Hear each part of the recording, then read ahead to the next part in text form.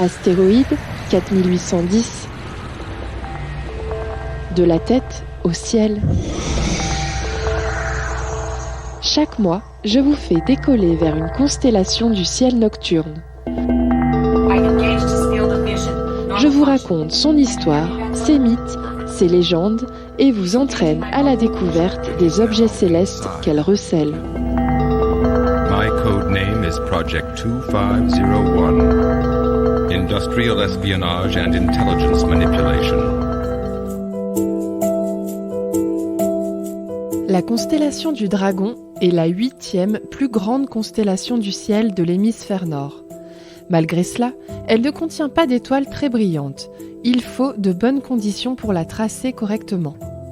Par bonnes conditions, j'entends un lieu sombre, éloigné de la pollution lumineuse de la ville et éviter les jours de lune gibbeuse et pleine. Ce mois-ci, la pleine lune a lieu le 18 mars, donc la meilleure période pour observer le ciel sera en début et fin de mois. La constellation du Dragon est toutefois facilement repérable, car elle est entre deux constellations dont je vous ai parlé le mois dernier, la Grande et la Petite Ourse. Le plus simple selon moi est de partir du bout de sa queue qui se situe entre les deux ours. Puis, le dragon semble s'enrouler autour de la tête de la Petite Ourse pour ensuite redescendre vers la constellation de la Lyre. Sa tête en forme de losange se situe en effet juste au-dessus de l'étoile principale et très brillante de la Lyre, l'étoile Vega.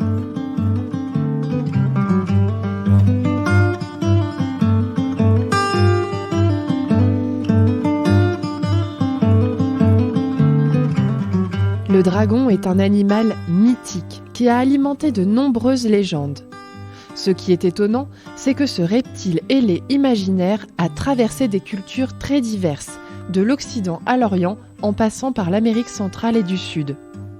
Il est très difficile de déterminer une origine géographique ou historique, les scientifiques sont partagés.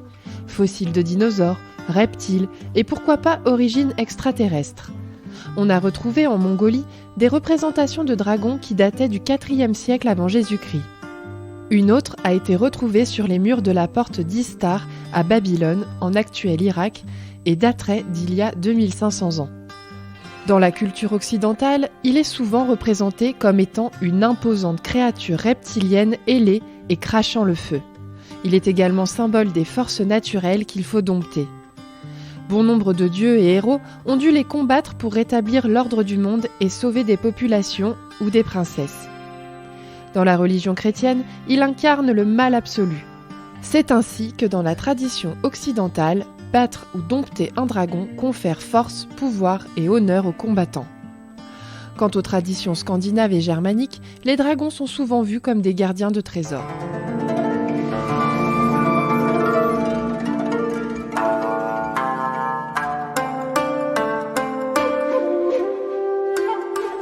Le dragon oriental est radicalement différent du dragon européen, tant par son aspect plus fin et rarement ailé que par son caractère moins malfaisant. La symbolique accordée en Asie se distingue de celle maléfique qu'on lui prête en Europe. Il représente les forces de la nature qui créent l'harmonie et l'équilibre du monde, ce qui fait de lui-même un être puissant qui peut être dangereux mais pas mauvais. Il est très souvent associé aux éléments et dans les différents panthéons asiatiques tient souvent le rôle de gardien des possessions divines, de messager des dieux et de guide pour les humains. Le dragon est également un symbole d'immortalité, de persévérance, de réussite et de force.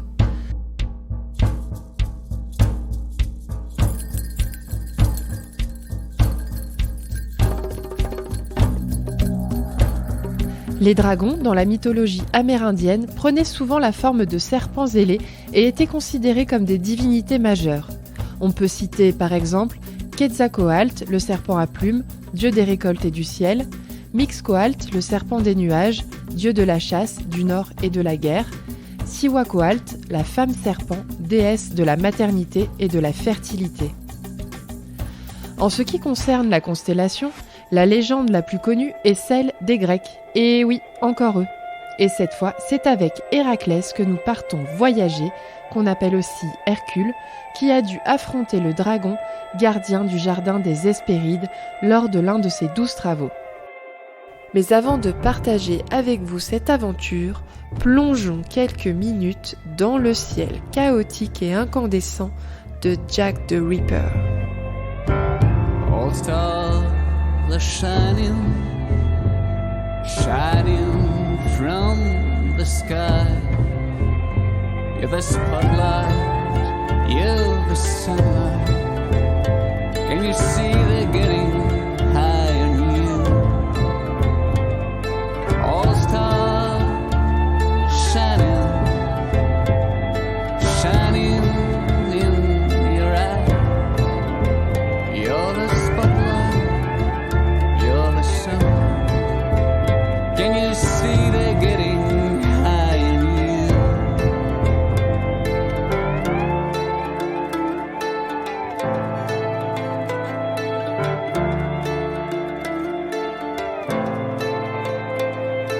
All stars are playing, still they're thinking. You're the spotlight, you're the sunlight. Can you see they're getting high on you?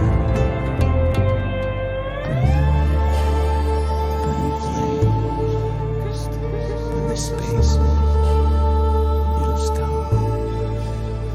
You can stumble, you can fall.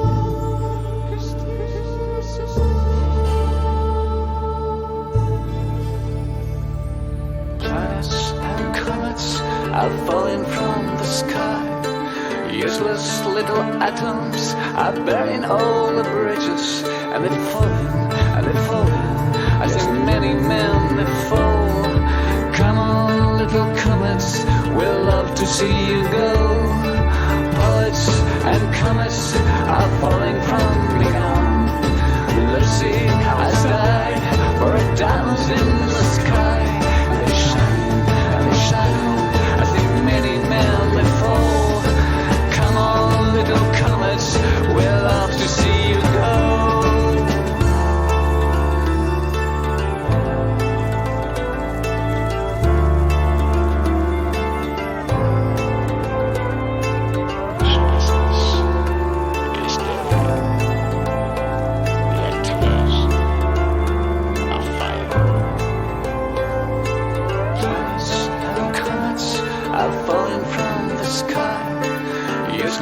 Little atoms are burning all the bridges, and they're falling, and they're falling.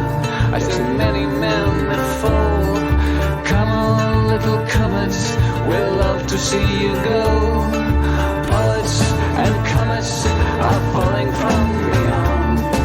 Lucy has died for a diamonds in the sky. And they shine, and they shine. I see many men that fall. Come on, little comets, we'll love to see you go.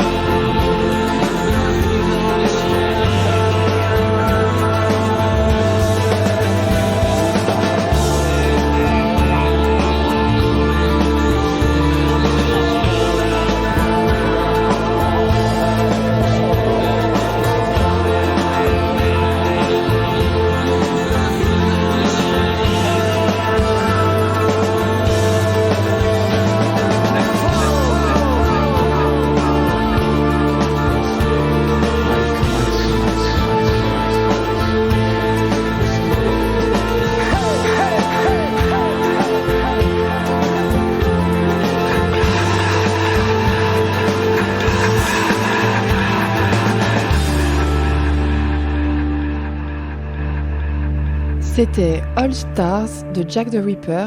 Vous êtes sur Globule Radio. Bienvenue sur mon astéroïde 4810.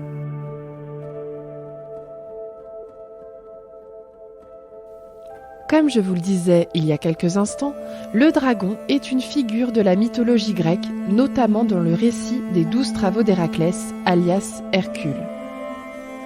Lorsque Zeus épousa Héra, les dieux leur firent des présents de noces. Celui de la terre fut des pommes d'or, si belles que Héra ne put s'empêcher de les admirer et d'en faire planter l'arbre dans le jardin des dieux, près du mont Atlas. Comme les filles d'Atlas en détachaient toujours quelques fruits, Héra fit garder l'arbre par un dragon redoutable, d'une énorme grandeur, se présentant comme un immense serpent avec 100 têtes et toutes sortes de voix. Chercher à s'emparer des pommes d'or, pour un mortel, c'était partir pour un voyage sans fin et sans espoir. Et c'est pourtant ce que fit Héraclès au cours d'un incroyable périple. Fils de Zeus et de la reine de Thèbes Alcmène, Héraclès est poursuivi depuis sa naissance par la haine d'Héra, furieuse d'avoir été trompée par son mari. Une nuit, la déesse envoie 2 serpents pour tuer l'enfant, nommé Alcide. Celui-ci découvre alors sa force extraordinaire et se débarrasse des 2 vipères. Afin d'apaiser sa femme, Zeus décide de le renommer Héraclès, ce qui signifie « gloire d'Héra ».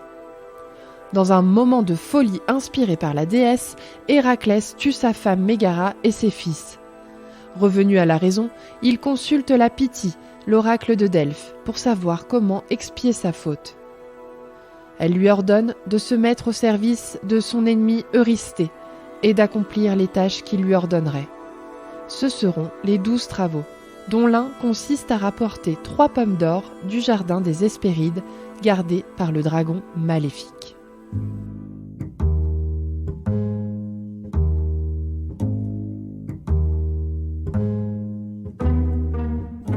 Pour accomplir cette quête, Héraclès commence par partir chercher de l'aide auprès de nymphes amies qui habitent une rustique caverne près du grand fleuve Éridan. Elles le mettent en garde sur la difficulté de son voyage et sur sa fin incertaine. Elles lui conseillent d'aller voir en premier Nérée, le vieillard de la mer, un être aux formes changeantes et terrifiantes. Héraclès erre longtemps sur le bord de la mer, au pays de Nérée. Enfin, il voit le vieillard, endormi près du rivage. Sans bruit, sur le sable, le héros s'agenouille près de lui. Ses bras forts entourent le corps du vieillard, qui, réveillé, pousse des cris aigus, puis se transforme en une eau jaillissante, aveuglant Héraclès de ses gouttes glacées. Mais le héros ne desserre pas son étreinte, même quand l'eau se change en flamme. Petit à petit, le feu s'éteint, et Nérée, le vieillard de la mer, se dresse face à Héraclès. Tu as gagné, fils de Zeus. Ton courage m'oblige à te satisfaire, et je vais répondre à tes questions. Mais crois-moi, trop d'obstacles se dresseront entre ta vaillance et le jardin préféré d'Héra. Renonce à cette aventure insensée. Nérée conseille à Héraclès de prendre le chemin de Tartessos, sur la côte d'Espagne, et d'embarquer pour la Libye.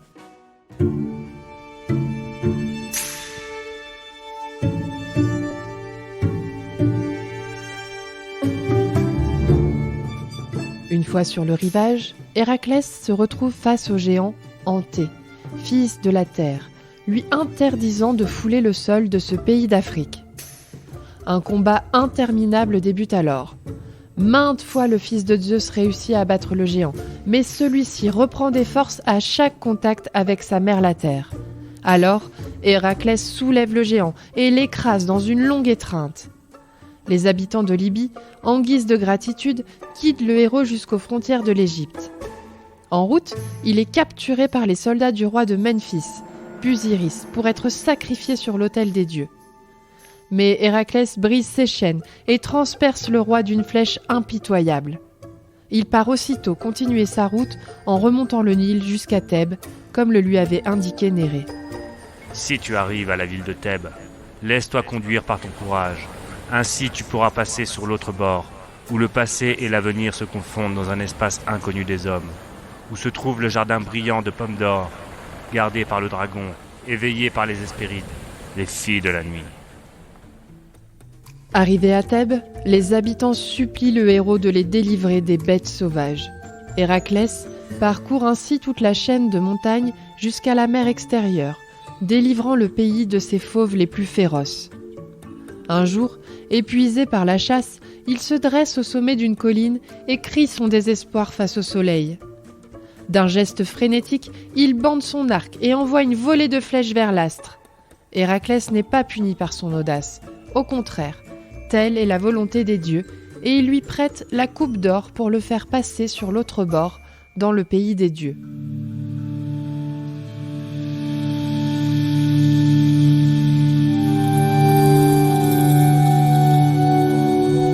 Héraclès parvient alors au début du monde, au pied d'une haute falaise noire dont la cime rocheuse touche le ciel.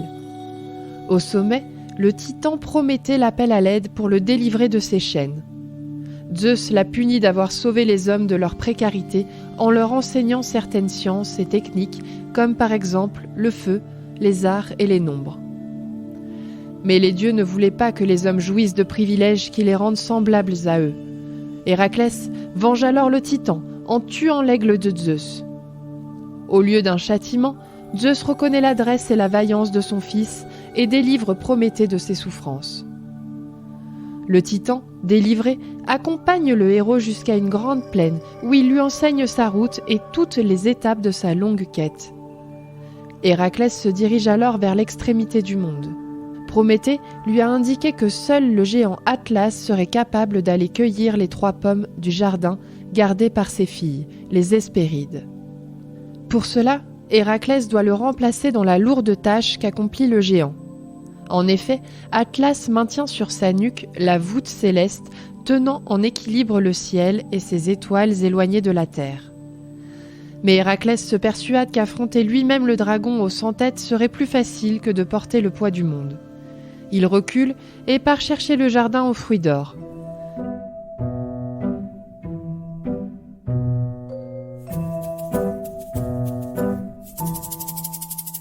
Arrivé au pied d'une colline verdoyante, il les voit, les pommes d'or, suspendues, rondes et brillantes dans le vert sombre du feuillage. Mais le dragon apparaît alors.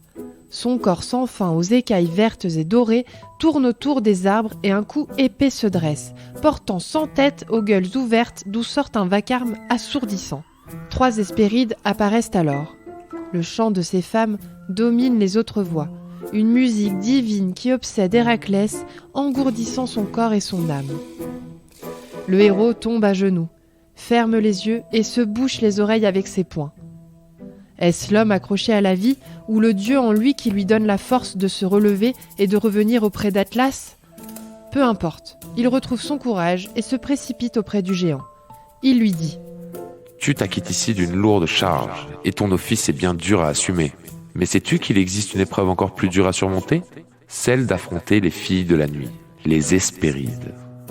Regarde ma force et mon courage. Je pourrais tenir le monde à ta place, et je n'ai pas pu m'approcher de ce jardin. »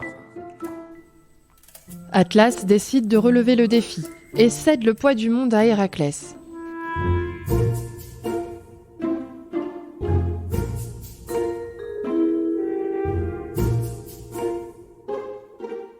Peu de temps après, le géant revient avec les 3 pommes d'or, mais à son retour, il nargue le héros, pensant se venger de Zeus au nom des titans en laissant son fils porter le poids du monde. Héraclès sent à cet instant que son destin se joue. Il use alors de sa ruse pour berner le titan. « Atlas, titan incomparable, tu as défié victorieusement la déesse Héra, épouse du grand Zeus. Héra avait fait de son jardin un lieu inaccessible et toi, tu as réussi par ta seule vaillance à t'emparer des pommes d'or. Je vois qu'il n'est rien qui puisse te résister. Mais vois, je ne suis pas un dieu né comme toi, des premières divinités qui ont existé dans le monde. Je suis né d'une mère mortelle, même si mon père est Zeus l'Olympien. Le poids du monde n'est pas stable sur mes épaules d'apprenti. Montre-moi, par ton exemple, comment disposer mon corps pour bien tenir ma charge. Peut-être même me faudrait-il trouver un coussin pour protéger ma nuque de ce terrible poids. Tu sais dans quel chaos nous péririons tous si les colonnes du ciel, mal soutenues, venaient à se briser.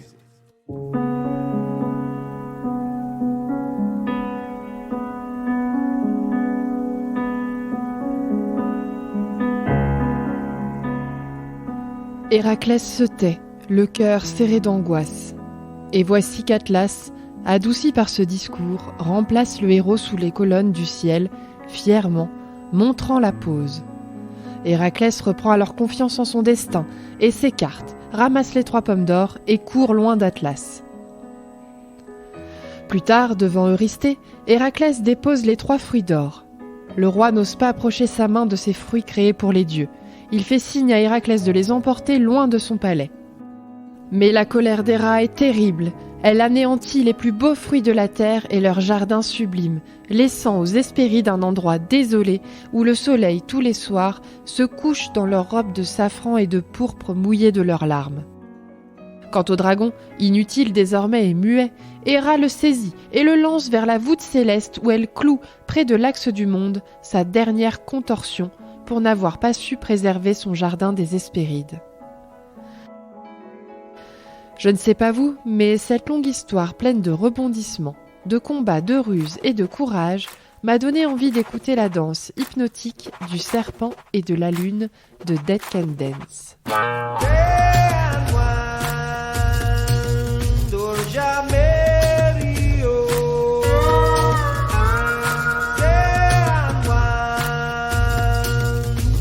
Amor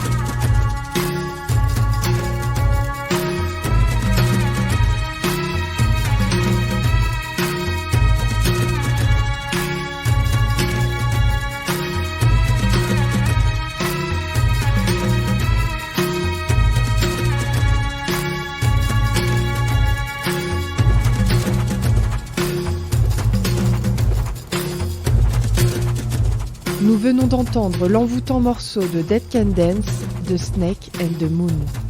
Astéroïde 4810 voyage dans la constellation du Dragon.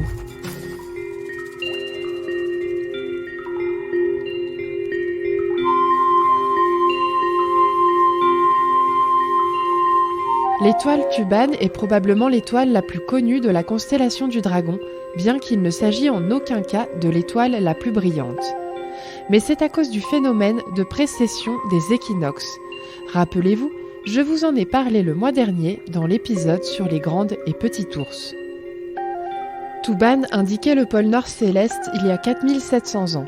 Par conséquent, Tuban était l'étoile polaire lors de l'apogée de la civilisation égyptienne antique. Ainsi, les temples égyptiens étaient souvent construits en référence à cette étoile. Elle se trouve désormais à plus de 25 degrés du pôle. Le Dragon héberge la nébuleuse planétaire NGC 6543, également connue sous le nom de nébuleuse de l'œil de chat. Les nébuleuses sont des nuages interstellaires de gaz et de poussière, c'est-à-dire des pouponnières d'étoiles et de planètes. Il en existe plusieurs types, dont les nébuleuses planétaires, qui sont des coquilles de gaz éjectées par les étoiles géantes en fin de vie, qui deviennent instables et se mettent à éjecter leur couche supérieure pour ensuite devenir des naines blanches.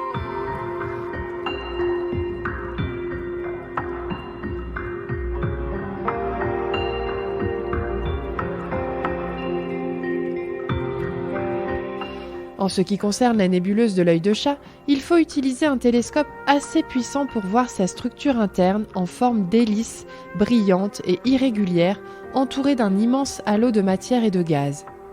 Elle est située à 3000 années-lumière et le diamètre réel du halo mesure aux alentours d'1 tiers d'année-lumière.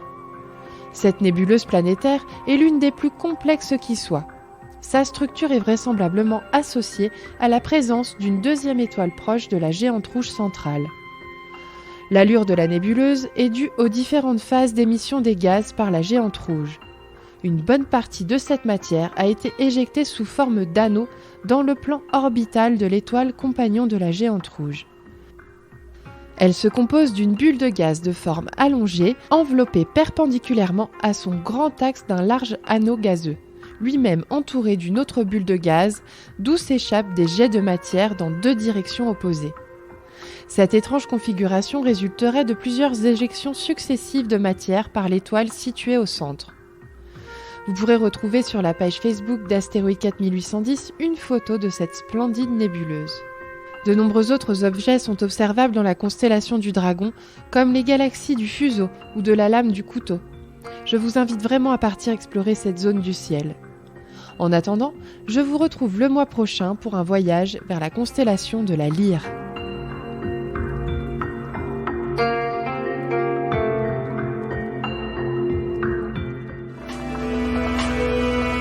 Ces chroniques sont inspirées du livre de Marie-Françoise Serre, Constellations et légendes grecques. Vous pouvez me retrouver en podcast sur globule.chamonix.radio et sur la page Facebook d'Astéroïde 4810.